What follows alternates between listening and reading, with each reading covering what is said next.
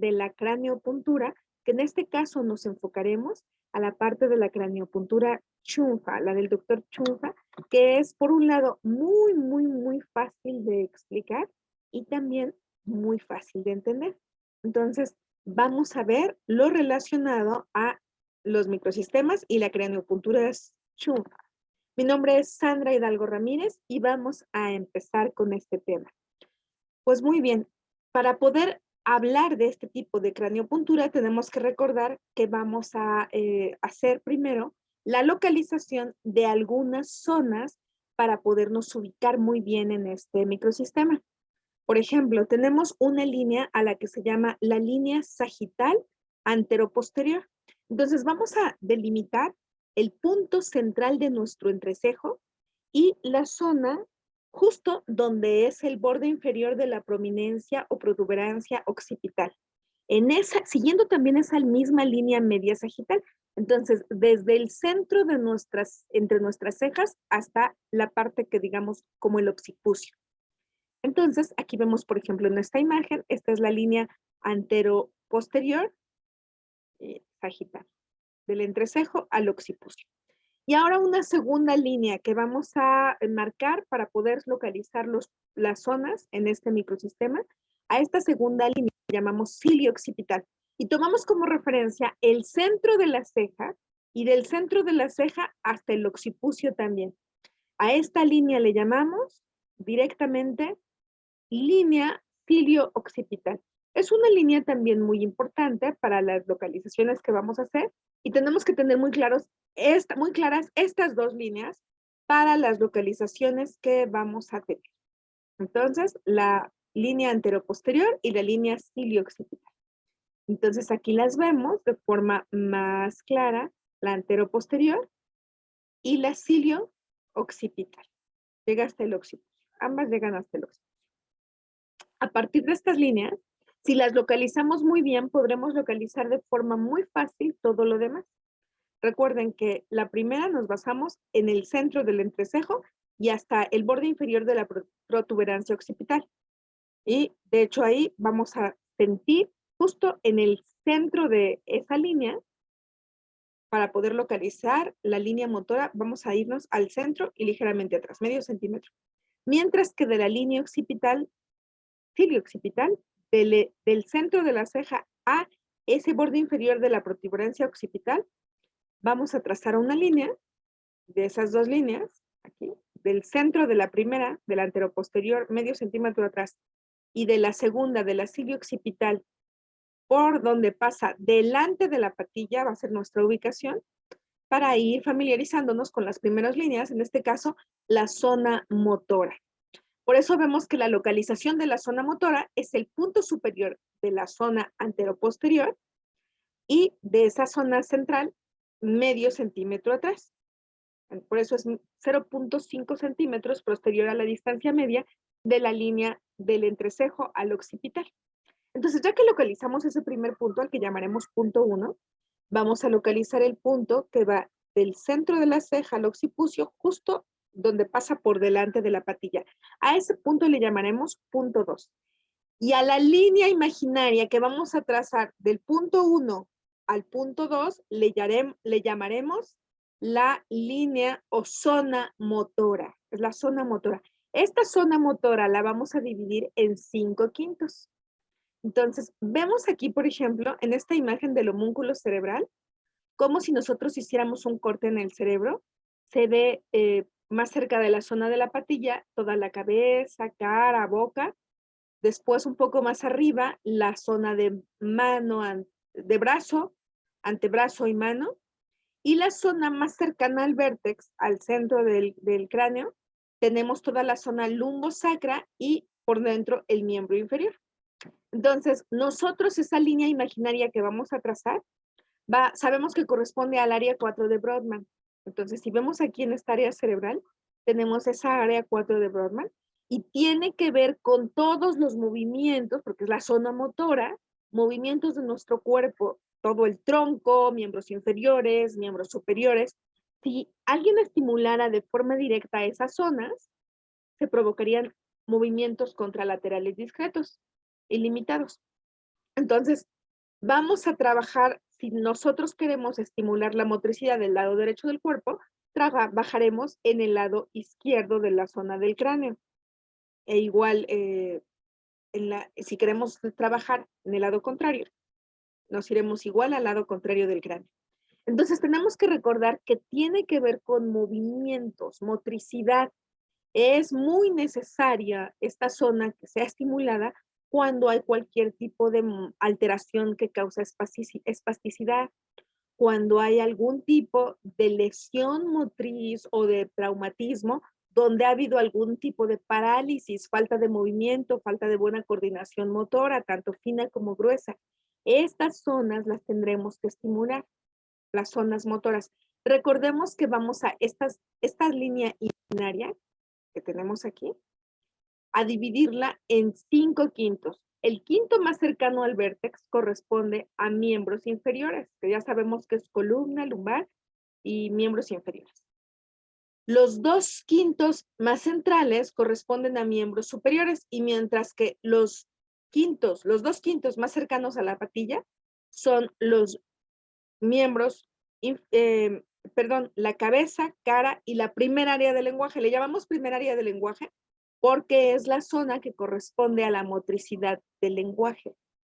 Si nosotros localizamos de forma óptima el área motora, va a ser muy fácil localizar el área sensitiva, porque solo es una línea paralela atrás, el área córea o de control de movimientos involuntarios, que está también por delante de la línea motora, y ligeramente por delante del área córea, la línea vasomotora. Cada una solo se separa por 1.5 centímetros. Entonces, si localizamos de forma óptima la zona motora, va a ser mucho más fácil que todo lo demás lo tengamos bien ubicado. Entonces, eso va a ser muy, muy, muy, muy, muy, muy importante. Vamos a regresar aquí.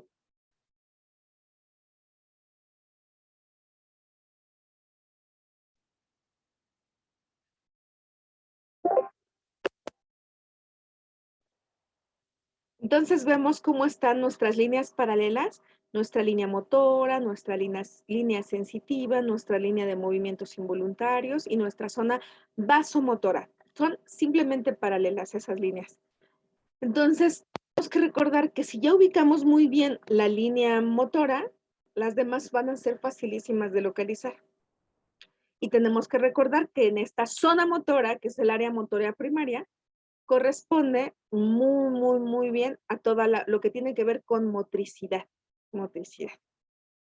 Entonces, si nosotros vemos estas líneas, todas son paralelas y va a ser muy importante que recordemos que las dividimos en quintos y que cada una de esas zonas, que es primer quinto, 2 segundos quintos y 2 últimos quintos, van a corresponder a alguna zona también del cuerpo. Entonces, recordemos que en esta zona vamos a tratar parálisis, vamos a tratar falta de motricidad adecuada, falta de movimientos adecuados, espasmos faciales, problemas que tengan que ver, por ejemplo, incluso en la cara con babeo o cialorrea, o algún tipo de movimientos que estén generando mucha tensión motora y no permitan incluso una buena dicción, porque puede haber alteraciones en la motricidad de la lengua, de todo el aparato fonador, y que no esté habiendo una buena verbalización por alteraciones en esta zona motora. Por eso los 2 quintos más cercanos a la patilla son llamados también la primer área del lenguaje, el área motora del lenguaje. Entonces vemos toda esta zona 4 de Brodmann, que es el área motora, tiene relación con esta línea o con esta zona. Entonces, aun cuando vemos, si aquí plasmáramos directamente en el cráneo, diríamos, pues está un poquito movido, pero es la zona donde se ha identificado la zona refleja de la motricidad. Entonces, esa zona la ubicaremos así. Y si vemos las zonas relacionadas con el homúnculo cerebral, pues ya sabemos que todos los 2 quintos más cercanos a la patilla tienen que ver con toda la cara. Por eso movimientos de ojos, movimientos de labios, de mandíbula, de lengua, gesticulación de cara, lo trabajaremos ahí.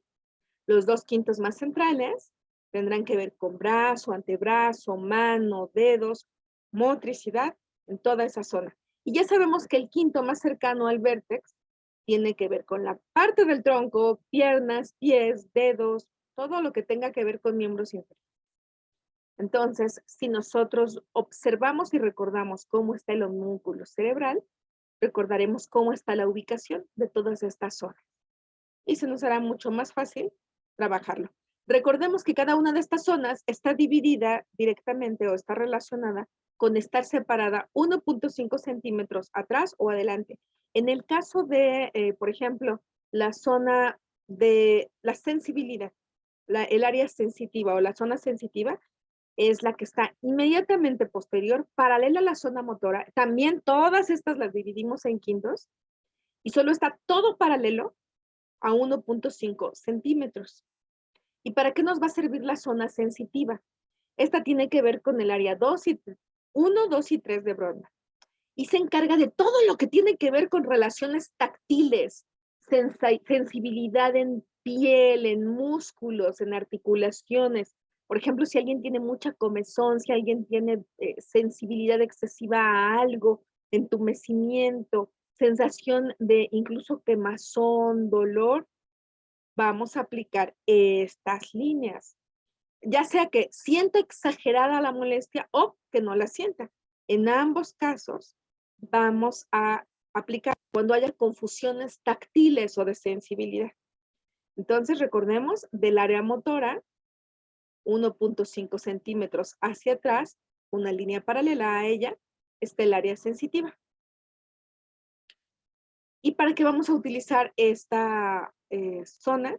Igual como la vamos a dividir en quintos, y los 2 quintos más superiores, más cercanos al vértex, tienen que ver con sensibilidad en la zona de miembros inferiores, pues la podemos utilizar, por ejemplo, para dolor lumbar, o para exceso de sensibilidad en piernas, o sensación de molestias a nivel general directamente relacionadas con estas zonas de miembros inferiores. Incluso si hay algún tipo de alteración que tenga que ver con que hay problemas en las zonas de columna, como está relacionada toda la columna desde la zona occipital hasta el sacro, podría estar relacionado también algún tipo de dolor por tensión muscular muy fuerte que esté provocando dolores de cabeza y que se estén reflejando hasta esta zona, hasta la zona del quinto más cercano al vértex, por ejemplo. Por ejemplo, los 2 quintos más cercanos a la zona media, pues los siguientes 2 quintos, tienen que ver directamente con miembros superiores, contralaterales. Adormecimiento de manos, molestias o dolor en brazos, en antebrazos, en muñecas, sensación de irritación, de dolor, de quemazón. En esa zona lo trabajaremos. Y los 2 quintos más cercanos a la patilla, los más inferiores, van a trabajar sensibilidad en cabeza, en cara, en la lengua, en la zona del aparato fonador. Recordemos que todas estas zonas tienen que ver con tratamientos contralaterales. Entonces, recordemos, de la línea motora o zona motora, hacia atrás tenemos la zona sensitiva. Entonces está paralela, una línea inmediatamente paralela. Y la dividimos exactamente igual. Quinto superior, 2 quintos siguientes y quintos más cercanos a la. Entonces tenemos tanto miembros superiores, miembros en el centro, miembros inferiores más cercanos al vértex y cabeza, cara y área del lenguaje más cercanos a la. Ahora, si localizamos perfectamente la zona motora y la zona sensitiva, va a ser muy fácil localizar también la zona córea o de movimientos involuntarios. Está 1.5 centímetros por delante de la zona motora. Entonces, en esta zona estamos en la zona 6 de Brodmann y su función es organizar movimientos que tengan que ver con control. Cuando hay alteraciones y hay movimientos involuntarios, puede haber afecciones de esta zona. Entonces, cuando alguien empieza a tener movimientos involuntarios, incontrolables, por ejemplo, en miembros inferiores, pues trataremos la zona más cercana al vértex de esta línea. Si es en miembros superiores, trataremos la zona de los 2/5 siguientes. Y si es movimientos de tics en cara, movimientos que tengan que ver con los ojos, con la boca, lo trataremos en los 2/5 más cercanos a la parte inferior de esta línea. Entonces, todo lo que tiene que ver con movimientos involuntarios, espasmos musculares que no ceden, padecimientos como Parkinson, enfermedades que tengan que ver con disquinesis, movimientos involuntarios, lo trataremos en esa zona. Y ligeramente por delante de la zona de movimientos involuntarios o zona córea, está la zona vasomotora. Entonces, todos divididos, recuerden, en 1.5 centímetros. Entonces, esa zona que tiene que ver con la zona de vasos sanguíneos, vamos a localizarla hasta adelante, pero también la vamos a dividir en 5/5. Todas estas son paralelas. Entonces, recuerden, cuando hay algún tipo de alteración de vasos sanguíneos, donde puede haber hipertensión arterial, donde puede haber falta de buena llegada de irrigación sanguínea, congestión venosa, periférica, alteración en la vasoconstricción o vasodilatación de los vasos sanguíneos en general en el cuerpo, trataremos la zona vasomotora. Entonces vemos que todas estas zonas están íntimamente relacionadas. Recordemos que primero localizamos el área motora, inmediatamente atrás la sensitiva, por delante de la motora la córea o de movimientos involuntarios y adelante de ella la vasomotora. Entonces, esta zona que tiene que ver directamente con la vasomotora va a servir para tratamientos que tengan que ver con alteraciones de circulación. Muchas veces se afectan juntas, por ejemplo, la córea y de control de movimientos involuntarios, la motora, la vasomotora, la sensitiva, en padecimientos como evento vasculocerebral o cualquier tipo de rehabilitación, vamos a trabajarlos juntos, porque no es solo la pérdida de sensibilidad o el aumento de la sensibilidad o la motricidad que se ha visto limitada o la circulación sanguínea que está afectada e incluso espasmos muy fuertes o movimientos involuntarios que pueden verse implicados, sino que es cada uno de ellos tiene un trasfondo que puede estar generando otras alteraciones y puede ser originado por otras causas. Entonces tenemos que ir viendo cada una de esas zonas, rigidez, tensión, falta de circulación adecuada. De hecho, se recomienda antes de la aplicación de la aguja dar masajes en todas las zonas de todas las áreas de la cabeza para ir relajando, aumentando circulación y luego ya hacer la puntura de forma rápida, con movimientos bruscos, constantes y estimular directamente que la aguja esté trabajando de forma óptima. Tenemos también la craniopuntura. Bueno, dentro de esta craniopuntura, la zona vestíbulo auditiva. Entonces, dentro de esta zona vestíbulo auditiva, esta es muy utilizada para problemas que tengan que ver con alteraciones como escuchar voces, susurros, zumbidos constantes, algún tipo de ruido o sonido constante. Es muy fácil de localizar esta línea.